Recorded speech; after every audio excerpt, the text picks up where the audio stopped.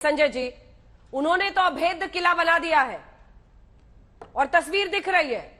Security के कई layers हैं। अगर कोई होटल का भी कर्मचारी आ रहा है तो उसको भी अंदर से कोई लेने आता है, फिर ही अंदर जाता है। हालांकि मिलिंद नार्वेकर अंदर बातचीत कर रहे हैं, रवि पाठक अंदर बातचीत कर रहे हैं जो शिवसेना की तरफ से भेजे गए। लेकिन आप लोग अपनी पार्टियों को ऐसे अभेद्य किला में नहीं बना सके। आज सच्चाई ये है कि एकनाथ शिंदे बगावती हो चुके हैं और बागी होने के बाद वो 26 से 30 विधायकों के साथ सूरत में बैठे हुए हैं। मुश्किल में आपकी सरकार है। काउंसिलर की वोटिंग में कई कांग्रेस के भी विधायकों ने क्रॉस वोटिंग की है। संजय जी, हाँ, जहां तक कांग्रेस के विधायकों ने क्रॉस वोटिंग की है, वो कितने विधायक हैं, कौन से विधायक हैं, यह एक विषय है। तो इस विषय की जांच हो रही है और हम पता लगाने की कोशिश कर रहे हैं कैसे कांग्रेस के कौन से विधायक हैं जो भारतीय जनता पार्टी या किसी और पार्टी के उम्मीदवार को वोट दिया होगी। तो इसकी छानबीन हो रही है। रही बात एकनाथ शिंदे की बगावत की, दिल्ली के साथ शरद पवार जी ने आज दिल्ली में कहा कि 3 पार्टियों की सरकार है और तीनों पार्टियों के जो प्रमुख हैं ये उनकी जिम्मेदारी बनती है अपनी अपनी पार्टी को संभाल कर रखने का। शिवसेना के एमएलए संभल के रहे और एक सरकार को समर्थन देते रहे, ये एक जिम्मेदारी बनती है मुख्यमंत्री को। मुख्यमंत्री जो उसको संभाल दे। इसी तरह से एनसीपी और कांग्रेस के बारे में तीनों पार्टियों के बीच जो एक कोऑर्डिनेशन होना चाहिए, जो सामंजस्य होना चाहिए, मुझे लगता है वो जबरदस्त है। बड़ा विषय ये है कि ये भारतीय जनता पार्टी का एक अपना राजनीतिक चरित्र है जो पिछले कई वर्षों से हम लोग देखते हैं। जैसे ही वो सत्ता से बाहर होते हैं, सत्ता में आने के लिए तड़पने लगते हैं। उसके बाद ऑपरेशन कमल, ऑपरेशन लोटस, पता नहीं क्या क्या चीजें करते हैं। उसके लिए ये निकेन प्रकारेण साम दाम दंड भेद, जितनी भी तरह की रणनीति होती है, कभी ईडी का प्रयोग, दुरुपयोग, कभी सीबीआई का दुरुपयोग, कभी इनकम टैक्स का दुरुपयोग, इस प्रकार की हरकतें करके वो किसी तरह से वापस सत्ता में आना चाहते हैं। ये हमने भारतीय जनता पार्टी का एक चरित्र देखा। और बिल्कुल हमारे देवेंद्र फडणवीस जी जो यहाँ इस समय विरोधी पक्ष के नेता है, उनको आप ध्यान से देखिएगा, जैसे ही उनकी सरकार जाती है उस दिन से वो लगातार इस प्रयास में लगे हुए हैं कि कैसे ये सरकार गिराई जाए और कैसे वापस सत्ता में आया जाए, कैसे वापस। ठीक है संजय जी, एक क्रॉस क्वेश्चन है बस, क्योंकि आपने ईडी का नाम लिया, तो ऐसे काम ही क्यों करने कि ईडी के नोटिस का डर लगे? ऐसे मामलों में फंसना ही क्यों है? अगर सुनिए सर, अगर तो एकनाथ शिंदे ईडी के दबाव में चले गए हैं सूरत, तो फिर ऐसा काम क्यों करना जिसकी वजह से ईडी का दबाव बने? और एकनाथ शिंदे कोई आजकल के नेता तो है नहीं, सबसे कद्दावर नेता आप एक तरह से कहिए उन्हें, बाला साहब ठाकरे के बाद शिवसेना में। इसका जवाब मैं आपको एक पंक्ति में देता हूँ। हाँ। ईडी ने पिछले तमाम वर्षों में 11,000 केसेस रजिस्टर किए, यानी 11,000 लोगों के खिलाफ कार्रवाई, और सिर्फ 7 लोगों को अब तक कन्विक्ट कर पाए। इसका मतलब अब 11,000 है या 9,000 है, एग्जैक्ट फिगर आप चेक करिएगा, लेकिन कुछ इतना बड़ा फिगर है। और 7 या 8 लोगों को अब तक कन्विक्ट कर पाए। तो आप समझ सकते हैं कि ईडी का कब से किस हद तक दुरुपयोग होता है, और जिनके ऊपर ईडी के केसेस लगते हैं वो सचमुच दोषी हैं, इसकी गारंटी नहीं है। जैसे अभी राहुल जी के कल की जो पूछताछ हो रही है, पिछले 5 दिन में 50 घंटे से पूछताछ चल रही है। अब राहुल जी का जो पूरा केस है, उस केस में कुछ दम नहीं है, लेकिन एक जानबूझकर राजनीतिक द्वेष से प्रेरित होकर के इस प्रकार से ईडी का दुरुपयोग, सीबीआई का दुरुपयोग, इनकम टैक्स का दुरुपयोग होता है। तो आपने सवाल यह पूछा कि हम ऐसा काम करते क्यों हैं? सच है कि ऐसा हम काम करते नहीं है।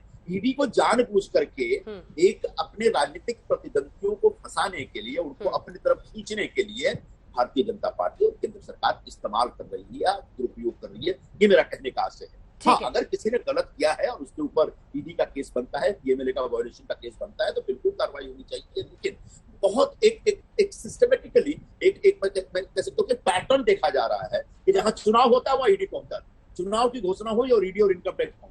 जहां पर आपका कोई अपोजिशन का कोई नेता बहुत ज्यादा एक्टिव है, बहुत ज्यादा काम कर रहा है, उसके पीछे ईडी को लगा दिया। तो इसका मतलब यानी कि हर व्यक्ति ऐसा कोई गलत कर रहा है या अपराध कर रहा है या मनी लॉन्ड्रिंग के केस में या करप्शन के केस में है, ये सारे केस। अच्छा ठीक है संजय जी, मुझे आगे बढ़ना था, लेकिन फिर एक सवाल मन में आ गया। आपसे बातचीत हमेशा दिलचस्प रहती है। ठीक है, आप बताइए, एकनाथ शिंदे को ऐसी क्या लालच आ गई होगी? शहरी विकास मंत्री है, उनका रुतबा है, उनकी बात मानी जा रही थी, ऐसा क्या हो गया होगा कि उन्होंने इतने विधायकों के साथ वो चले गए सूरत, वो भी बीजेपी शासित राज्य में? क्या हुआ होगा? आप ही समझाइए, क्या हुआ? मैं एक रहस्य उद्घाटन कर रहा हूं, लेकिन मेरे पास इसके सबूत अभी हाथ में नहीं। हाँ, वो सबूत किसी के पास महाराष्ट्र में पड़ा है। क्या? जरा ध्यान से सुनना। ये जो मुकेश अंबानी के घर पे जो एक जिलेटिन की छड़ें मिली थी, जिस गाड़ी, वो जिलेटिन की छड़ें किस कंपनी के नाम पे अलॉट, क्योंकि जिलेटिन की छड़ें किसी भी एक प्राइवेट आदमी को नहीं, प्राइवेट नागरिक को नहीं मिल सकता, वो एक कंपनी को मिलता है और विशेष पर्पज से मिलता है और उसकी उसका रजिस्टर मेंटेन होता है। तो जब वो छानबीन हुई और एनआईए ने छानबीन की तो ऐसा पाया गया एक पर्टिकुलर एक खास रोड कंस्ट्रक्शन कंपनी के नाम पे वो जिलेटिन की छड़ें थी और उन छड़ों माने वो कंपनी कहीं ना कहीं इनसे कनेक्टेड है, शिंदे जी से। ये मैं रहस्य उद्घाटन कर रहा हूँ और इसके सारे सबूत, इसके सारे छानबीन, इसकी सारी रिपोर्ट कहीं ना कहीं मुंबई और महाराष्ट्र पुलिस के पास भी है, एनआईए के पास भी है। तो क्या उसी केस में इनको ब्लैकमेल किया जा रहा है क्या उसी केस के तहत ये फंसे हुए हैं क्या? ये अपने आप में छानबीन का विषय। तो आपने पूछा क्या मजबूरी है? देखिए संजय जी, मेरी बात सही हो गई ना कि ऐसे काम ही क्यों करने की ईडी या किसी के दबाव में आना पड़े, अब वहीं पे मामला घूम जाता है ना। आपने पूछा कि बड़ा कद्दावर नेता है, उनने ऐसे कौन सी गलती की है, तो मैंने कहा एक जानकारी मुझ तक है। हाँ। और मुझे ये भी जानकारी है कि ये इसकी इंफॉर्मेशन पूरी तरह से मुंबई पुलिस या महाराष्ट्र पुलिस के पास है।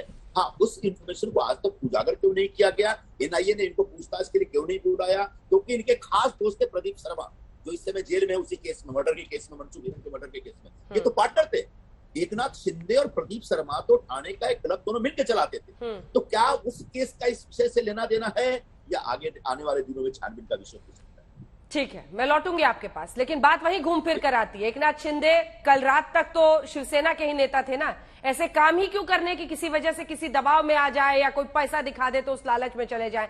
लेकिन रतन शारदा जी, अब इस बात का जवाब दीजिए, उन्होंने गंभीर बातें कही है। ऑपरेशन लोटस, संजय राउत से लेकर संजय निरुपम साफ कह रहे हैं कि देवेंद्र फडणवीस ने इसे प्लॉट किया है। आप ही बताइए, क्या यह संयोग है कि एकनाथ शिंदे तमाम विधायकों के साथ बीजेपी शासित राज्य गुजरात में चले जाते हैं, सूरत में बैठ जाते हैं और वहां भारी सुरक्षा मिलती है? शारदा जी, किस तरह से देखते हैं आप इसे? एक संजय ऐसे थे जिन्होंने सचमुच पूरी महाभारत अपने राजा को सही सुनाई। यहाँ पर ऐसे संजय है जो अपनी गलतियां लोगों पे थोपना चाहते हैं।